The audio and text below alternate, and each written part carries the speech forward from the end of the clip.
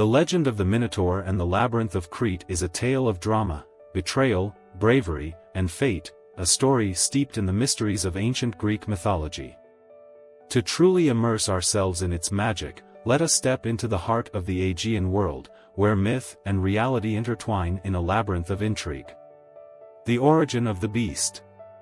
Our story begins with the island kingdom of Crete, ruled by the powerful king Minos. Minos, one of the sons of Zeus and Europa, was destined to reign supreme over the seas, but his path to power was fraught with divine challenges and human ambition, setting the stage for a dramatic conflict with the gods. To affirm his dominion, Minos prayed to Poseidon, god of the seas, to send him a sign, a magnificent bull that he promised to sacrifice in the god's honor. Poseidon, the mighty god of the seas, storms, and earthquakes, answered his prayer by summoning a dazzling white bull from the depths of the ocean. Often depicted with a trident in hand, Poseidon embodies the raw, untamed power of nature. His presence is commanding and tempestuous, with sea-green eyes that mirror the depths of the ocean and a flowing beard like crashing waves. The bull, a symbol of Poseidon's divine authority, was both a gift and a test for Minos, reflecting the god's unpredictable and vengeful nature. However, consumed by greed and awe at the bull's ethereal beauty, Minos defied Poseidon, keeping the sacred beast for himself. This act of hubris provoked the god's legendary wrath, for Poseidon, though capable of generosity, was unforgiving when slighted. His anger churned like the stormy seas, a warning to mortals who dared challenge his supremacy. Poseidon, enraged by this act of defiance, sought vengeance befitting his stature as a god of immense power and pride. His punishment was both ingenious and cruel, designed to humiliate Minos and remind all of the consequences of defying divine will. The god cursed Minos' wife, Queen Pasiphae, with an unnatural desire for the bull. The result of this cursed union, orchestrated by Poseidon's wrath, was a monstrous child, the Minotaur.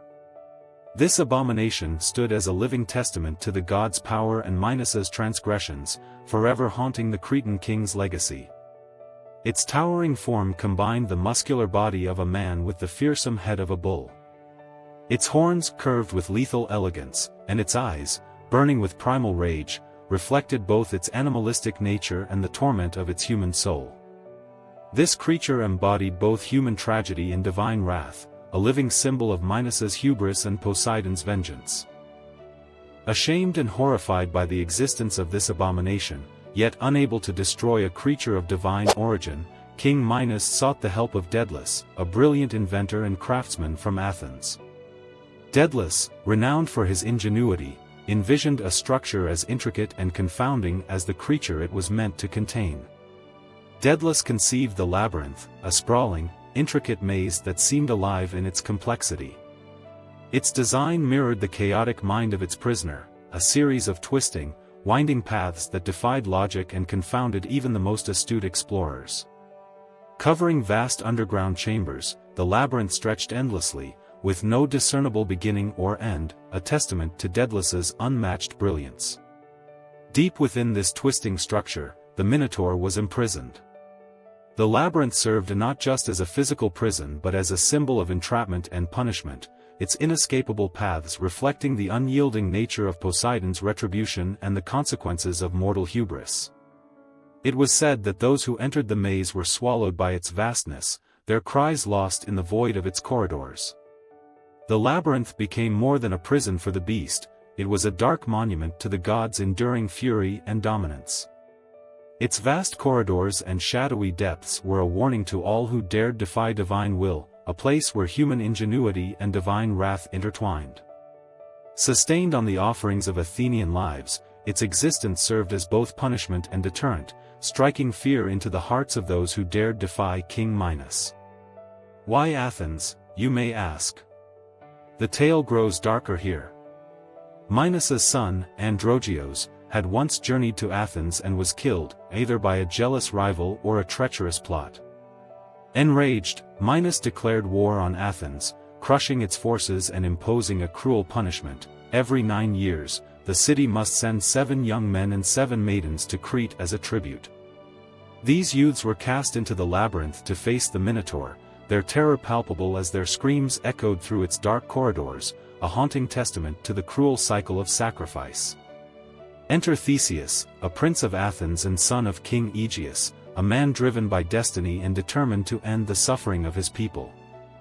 When the third cycle of tribute approached, Theseus volunteered to be among the sacrificial victims.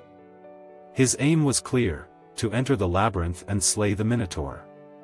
Before he set sail, he made a solemn vow to his father: if he succeeded, he would replace the ship's black sails with white ones, signaling his triumph from afar. Upon arriving in Crete, Theseus met Ariadne, the daughter of King Minos and Queen Pasiphae. Struck by the young hero's courage and beauty, Ariadne fell deeply in love with him. Defying her father, she resolved to aid Theseus in his perilous quest. She sought out Daedalus, who revealed the secret to navigating the labyrinth: a simple ball of thread. With this thread, Theseus could trace his way back after confronting the Minotaur. The battle in the labyrinth.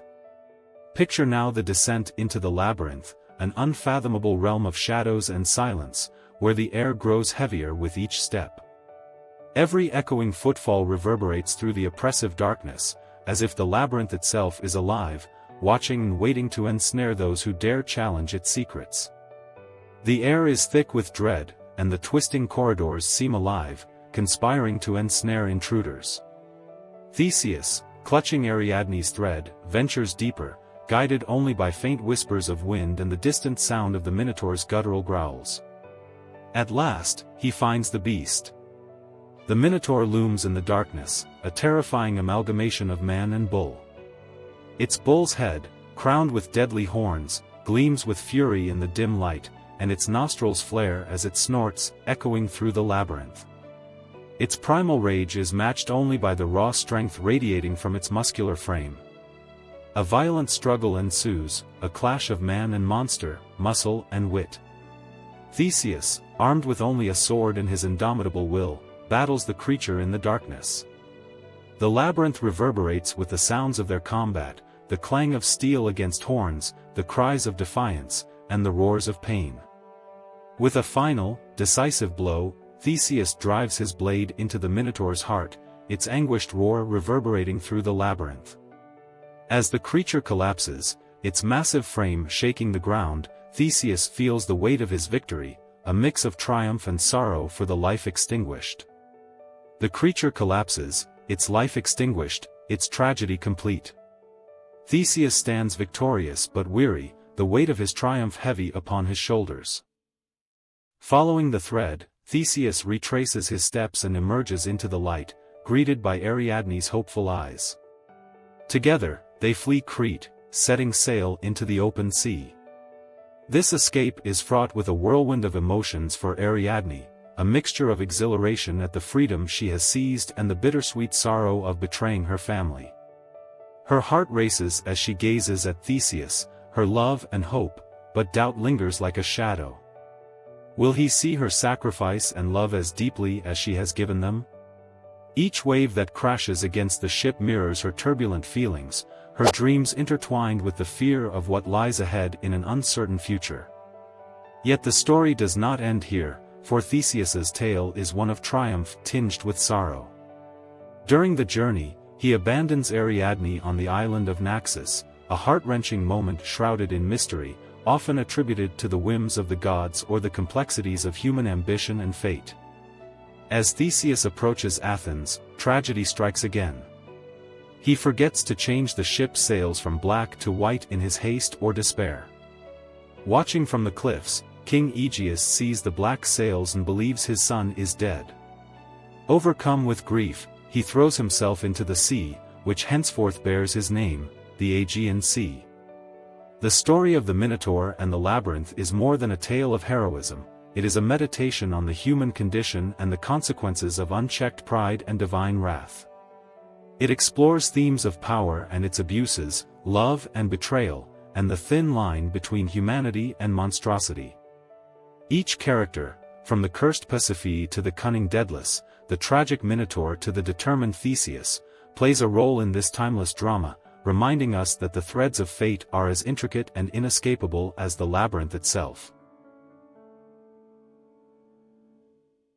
Dear viewers, please engage with us by leaving objective feedback in the comments and suggesting topics you'd like to learn more about. And, of course, show your support by subscribing to the channel. Have an amazing day.